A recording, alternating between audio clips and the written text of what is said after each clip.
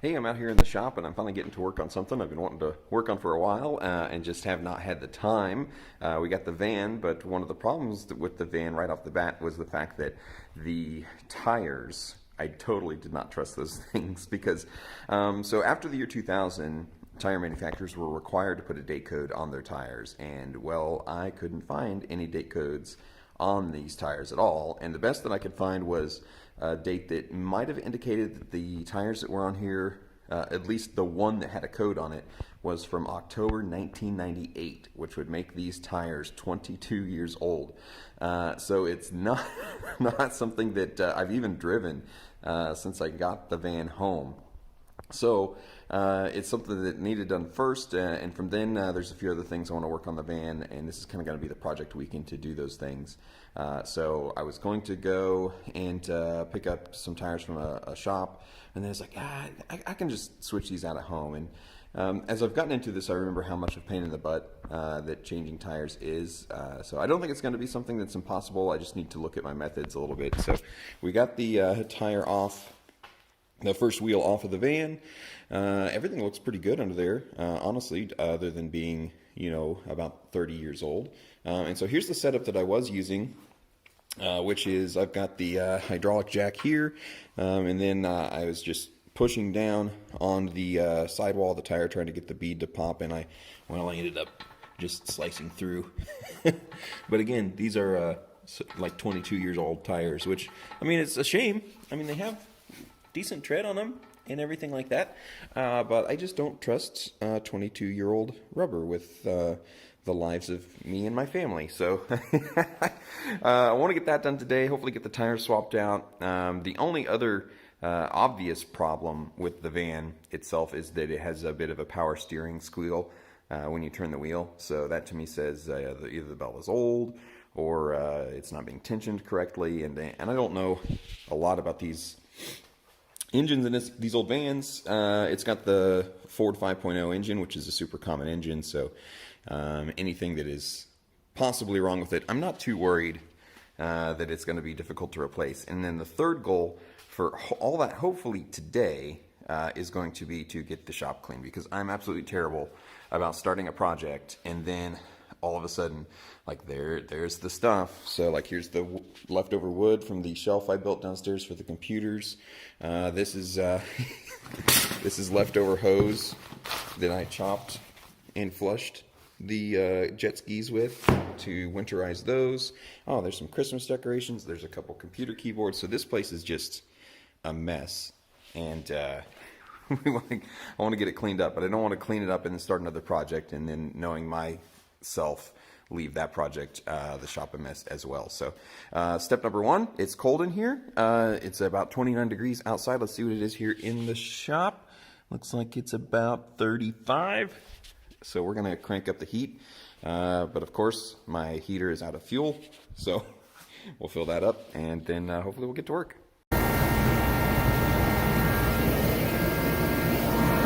Oh man, this is how these things always go, right? So believing more and more that these tires are 22 years old because they have become one with the rim. And so I'm trying to break the bead, trying to pop this off. And the problem that I'm running into, see, it starts to push it down, and there's a little lip right where that rubber is sitting, right in there. And you got to pop that tire over that tiny little lip in there.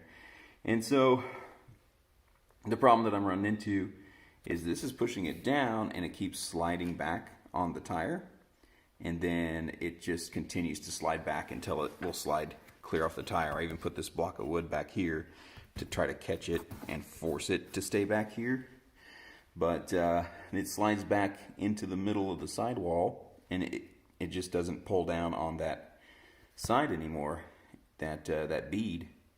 And it, to the extent that, like, I was like, well, we'll just keep going. It punched right through the sidewall of the tire.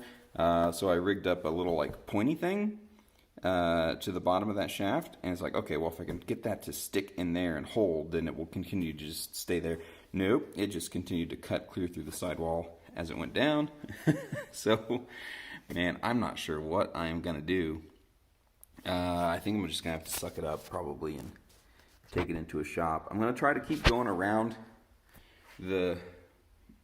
just keep turning the rim and see if I can find a soft spot. Like you can tell here that it's came off of the, set back as far as it can be at least. But man, this is a pain in the butt. But it's how things go. So we'll keep at it for a little bit longer. I'll give it maybe another 30, 45 minutes. And if I can't make any progress at all, then we're just going to go and take it to a shop. I mean, I could cut these tires off, but even that, I've done that before, and that's a pain in the butt because there's steel cables that run through here, and you just can't get it. It's no less work that way, and then you got a busted up tire, and I'm probably gonna have to take it in, but we'll try a little bit longer. All right, so I'm on the road to Harbor Freight. I called around to a couple of shops. It's a Saturday, and I struck out. Nobody, like Walmart, I even called Walmart, and they're shut down for COVID. One place said their tire machine is down, which I think is code for I just don't want to mess with your problems. So I'm going to go, Harbor Freight has a tire changer, manual tire changer that looks way better than the thing that I had rigged up, at least, for $40. So I'm going to go give that a shot, and I'm going to try to get some lag bolts. So I'm even going to go as far, if I'm going to go this far, like I might as well get a setup that I can just, in the future, change my own tires whenever I want. So I'm going to go pick this up, some lag bolts, and I'm going to bolt it to the floor in the shop. So it's going to be a semi-permanent fixture, hopefully. So we'll see how that works. And I'm a sucker for Harbor Freight, which means I will probably end up with a couple of other things that I'm like, oh, look at that. Ooh, yeah, that sounds fun. So yeah, we'll pick that up, get that home, and again, hopefully today I can have these tires changed and get that thing on the road. Alright, so I just got back from Harbor Freight, and I got what I needed, and I don't get to Harbor Freight very often, so I got some other stuff too. Not necessarily just for the van job and the tires that I'm doing here, but just some stuff that I've been wanting for a while. So, okay. So this is what I went for, and this guy was about $40. This is the portable tire changer. And so this should help not only getting it off, but also getting it on. Now it has this right here. This is the bead breaker that it comes with. And it just looks like, looking at that metal, that just looks a little bit too thin and wonky to me. And it's like, and Harbor Freight tools are not the best tools in the world. I understand that. So I went ahead and got this thing too, the bead breaker. Which this was a little bit more heavy duty metal, but look at that look at that tiny handle. Maybe a lot of people are stronger than me, but I'm not going to be able to get enough. At least if that 12-ton press was not exerting enough force to pop that bead, I know that me and my tiny muscles were not, but I can pop a breaker bar onto the end of that thing and just go to town, hopefully. So we'll see. I'm less optimistic about this working, but I do think it will help me, especially if I can get this anchored to the ground, get the tires back on, the new tires. So I went ahead and picked up both of those. And I got one of these. I've been wanting one for a while, and so I just picked that up as like $20. The only downside is I'm gonna have to put it together, and like you got to do all of these different things, so that's going to take like 30 minutes. I probably won't do that today, but it will be nice to have something like that out here pretty soon, so I can just kind of roll around and work on what I need to work on.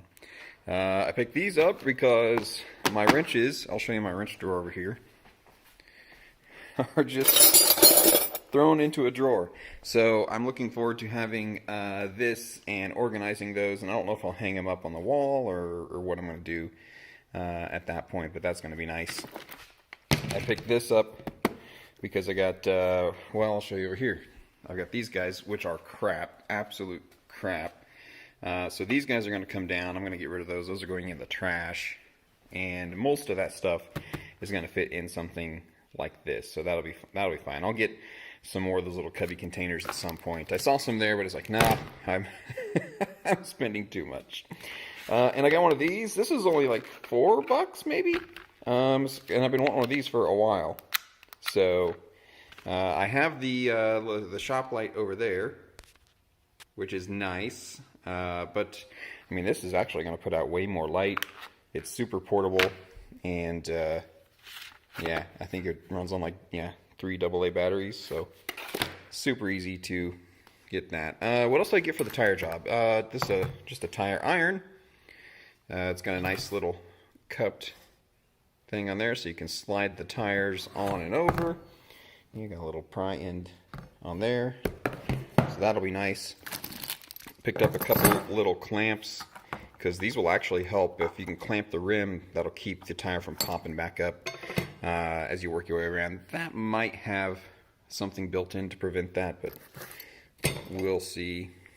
I got a fire extinguisher. Now, I have had a fire extinguisher out in the shop for quite some time because you never know what's going on out here. So that's there, easy to grab. But I've been thinking I want one for the house.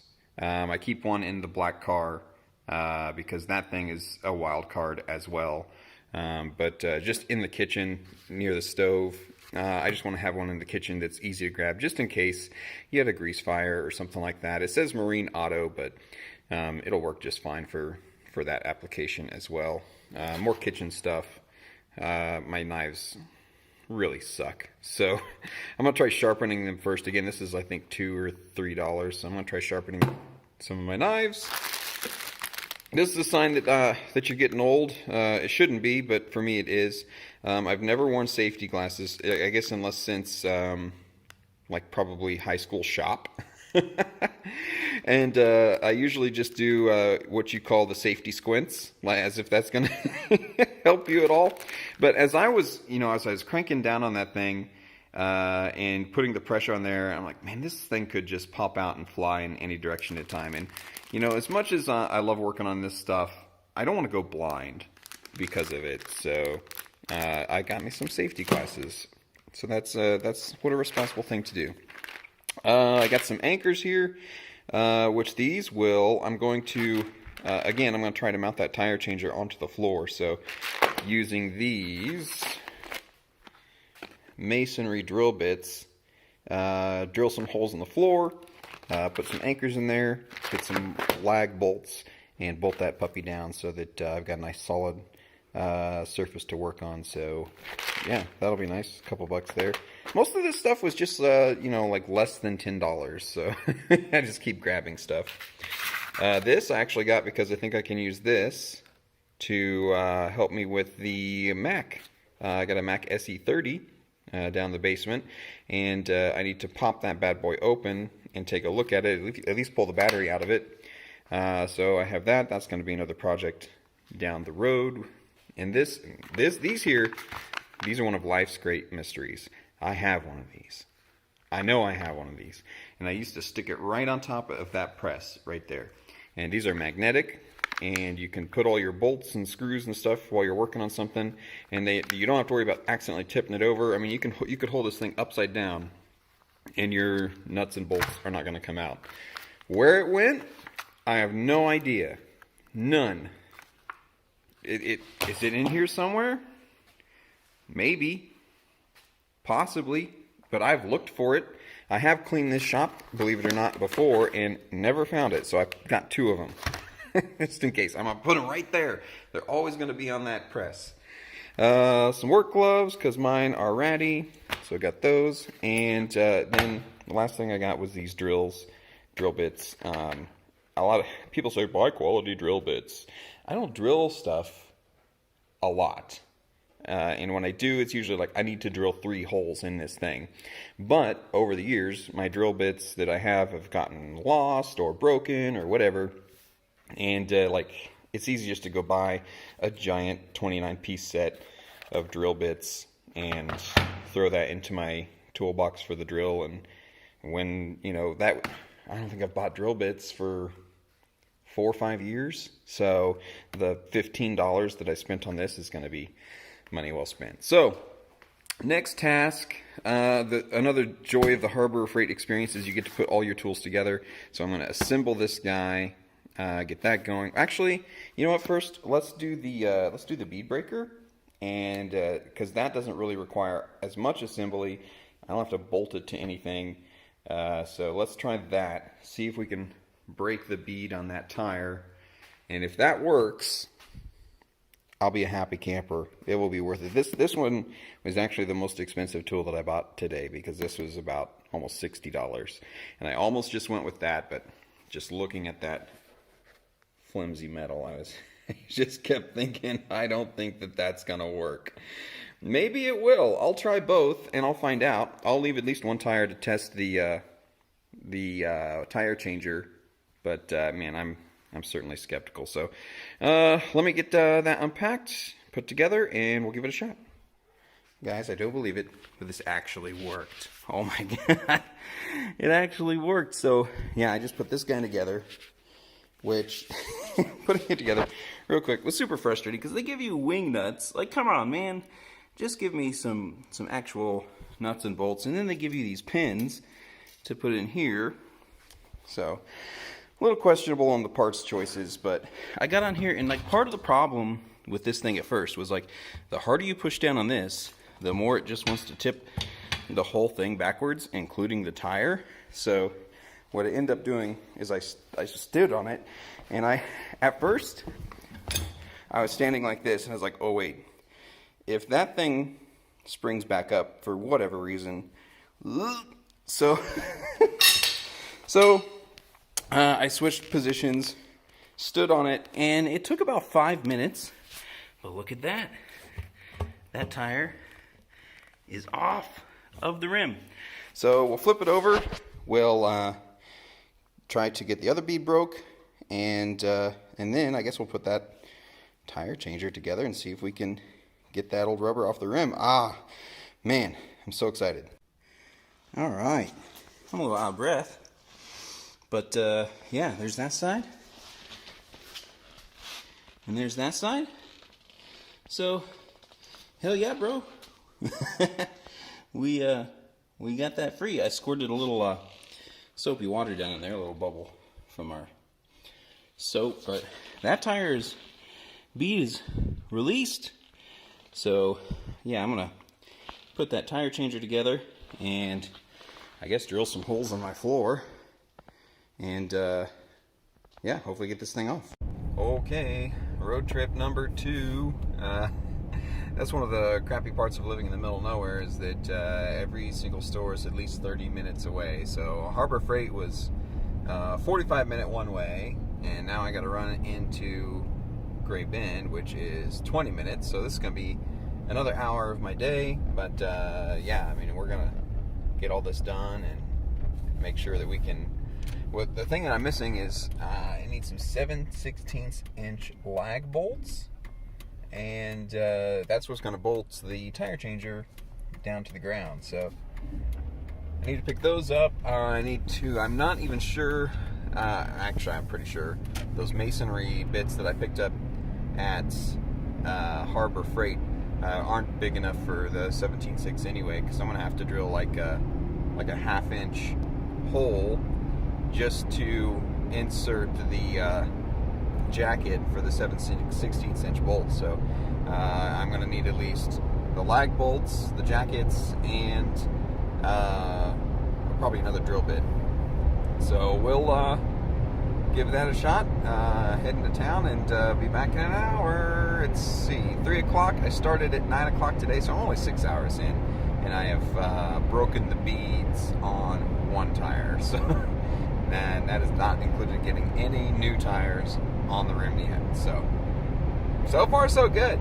Okay, so I'm back from the hardware store again, and this is the thing that I picked up at Harbor Freight, which would probably work. That probably would be fine. These are plastic inserts. You drill a hole in the concrete, hammer that down in there, and then you can put your screw in there, your bolt. But what I ended up getting were these. These are lag shields, and basically it's the same principle, only I think these will hold up better over time, because what I want to do I'm going to mount this thing right here, and that would be a good spot for it. And then I can just unbolt it when I'm not using it, because it's kind of in the middle. You know, on its own, it kind of takes up a lot of space. So if I'm not using it, I can unbolt it off of the ground and just leave these shields in there, in the holes. And then if I ever want to take it back out, you know, pull it out of storage, stick it down there and screw it back in. So I got these lag bolts here, so hopefully I got a couple different sizes. So one of these should work. It's probably going to be the longer one, I imagine. And then, yeah, we'll get those down in. So next thing I need to do is need to drill 4 holes. Oh, and I got these big fat washers too, because this metal here is super thin and super flimsy. See, look at that. That's not very thick at all. So we use those washers on, help spread out some of that force. And yeah, then we'll give that a shot and see how it goes.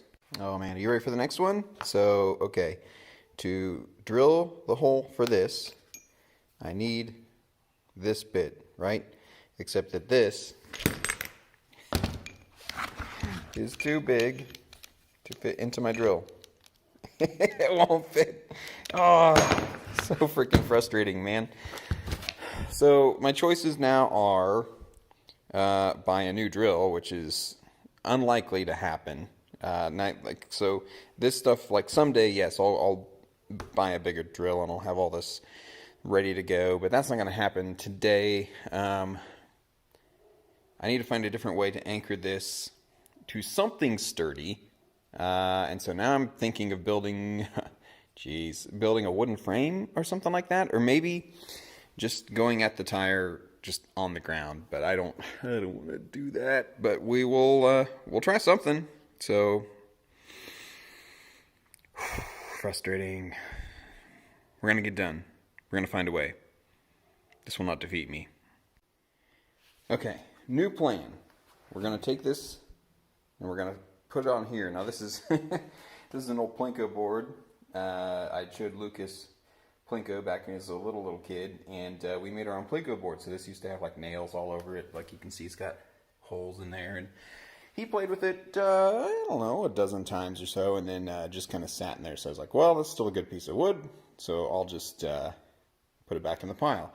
So of course, it was buried back here in this pile of scrap, so I had to take a bunch of wood out to get to it, and not that bad, not that big of a deal. But so I know I can drill some holes in this, and I will put some bolts in there, see if we can hold that thing down. My prediction is that the the bolts are just gonna pull right through that wood, but we'll see. Give it the benefit of the doubt. Do I have 4 bolts long enough for that? I don't know. Probably not. Not the way this is going.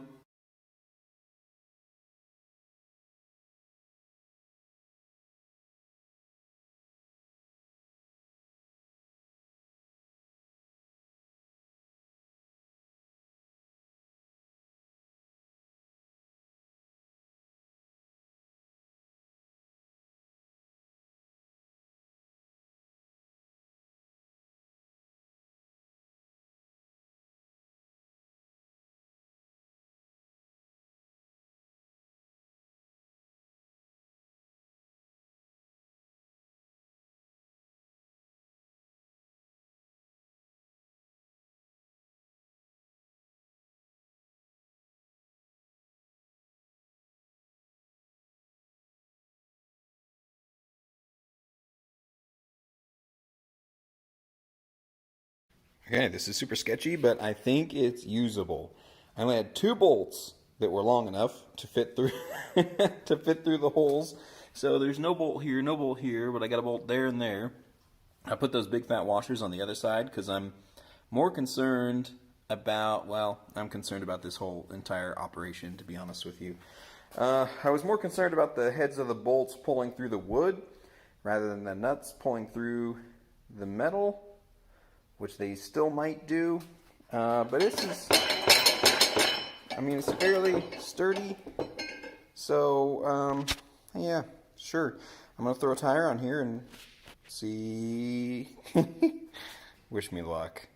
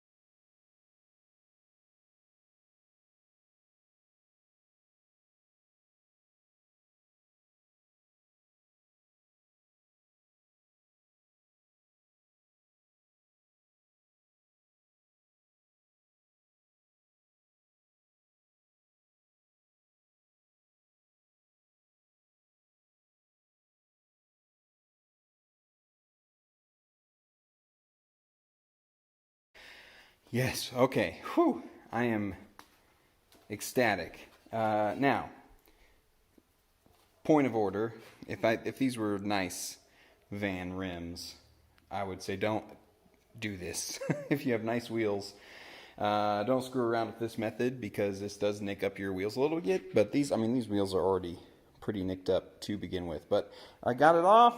There's the old tire. I'm so excited. Yeah, here's the tool. This is what I had rigged up before on my old method. And it's like, oh, this point here will go down.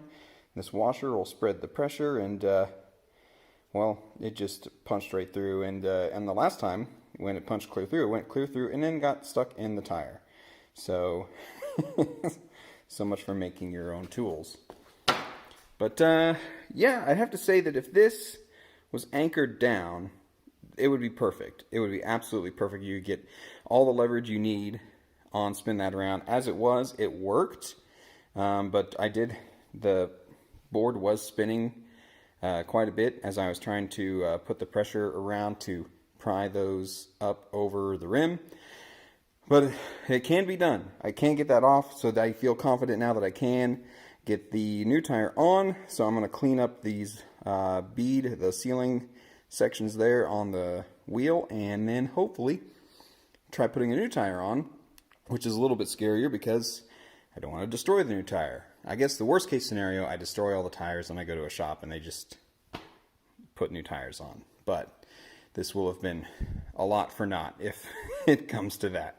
Oh man, I'm so excited. I got it on. I got the tire on, and it's been a long day. Okay, it's been a long day, and it's not all gone the way I thought it would go.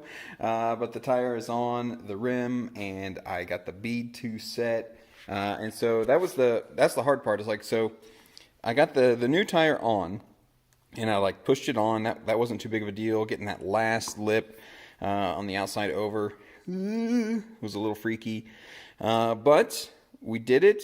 We got it on there, and then the next problem is the tire. So the beads naturally want to like push together, but you want them to push apart so that they push against the rim, right? That's what's going to hold your tire on. And so I pushed it down so I could get it to seal as good as I could underneath. And then I took this block of wood here and wedged it just up under the wheel like this. So that held this side up flat here. And then I was able to come over here, pull up on this side, start filling with air. As long as you can get a little bit of a seal and enough air going in there, then it all starts to work together. The air pressure starts to push the tire out for you. So I got that done, and then I've never set a bead before except on like ATV tires. So it's a little bit freaky when it does, because it's like BAM! A big loud pop, and you get one for each side. So it was a little bit terrifying. But it did it, and it only took about 25 pounds of pressure to set the bead on those. So I'm going to air this up to 35 and put it on the van. I can't believe it. Okay, one tire is on, and the wheel is on. So there we go. Brand new tire on the van, and I'll put the little center cap back in. I'll do that. That'll be like the finishing touch for all of these. You got to pop those out when you put them on the tire machine. So one question that we have not answered yet is this bead breaker any better than the other bead breaker? The other one worked, but it was pretty intense. I imagine this one will be pretty intense as well. So let's see if we can get this off faster than the 7 hours that it took to get the last one off. So wish me luck.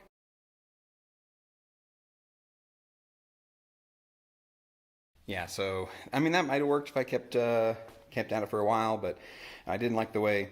So, and it would work way better if this thing was anchored, because it was pulling the back end up as I pushed down on the lever.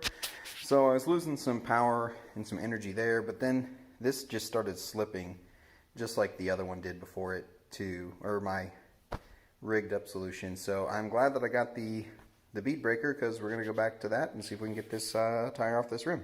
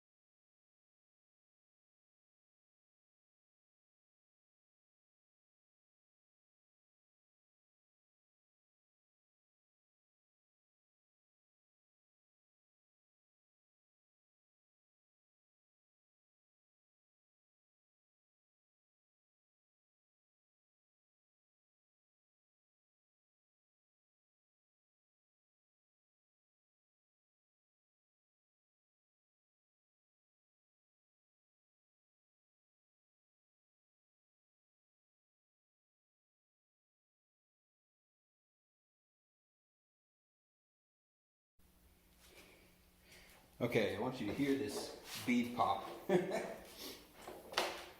is terrifying to me.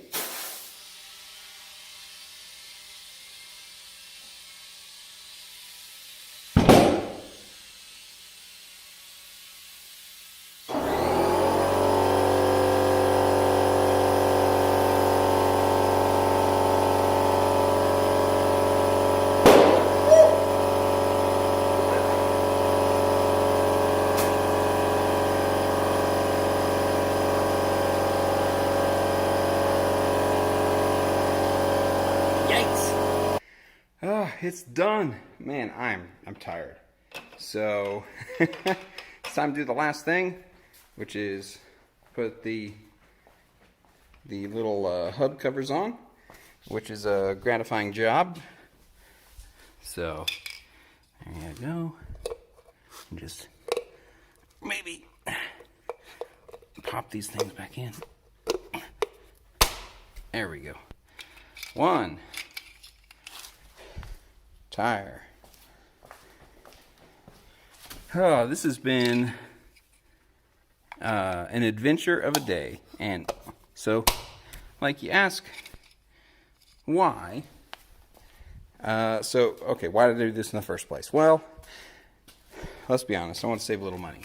And I have, like, long ago, back in the day, changed tires, but I must have had some better equipment, because I want to say that it was out at the feed yard where my dad worked, and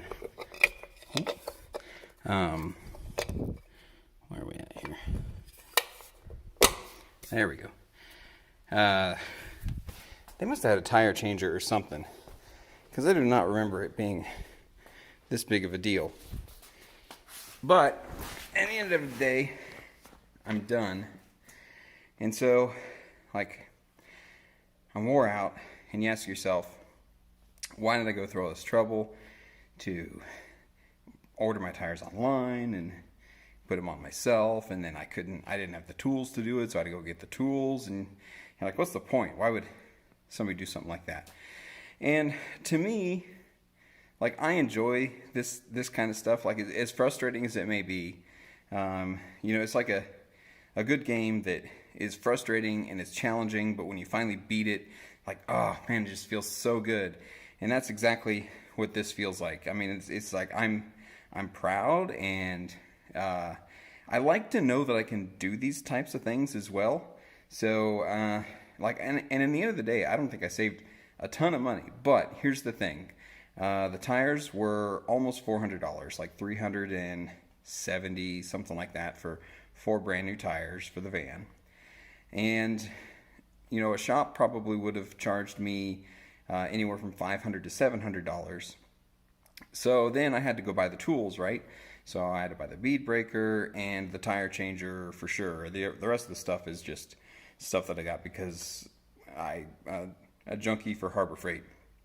So at the end of the day, I saved maybe $100. I started at about 9 o'clock this morning, and now it's 10 o'clock at night, so 13 hours. But now, the way I look at it, I saved $100, and I have new tools, and I get to, I get the satisfaction of knowing that I did it. And now, if you think that shops do it right all the time, you're wrong, because I'll give you a couple examples. We got new tires on the Grand Cherokee one time. Took it in, they put the tires on, had a really nasty vibration after that. So I took it back and said, hey, I don't think this is quite right. It drove pretty smooth before the tires, and now there's a vibration.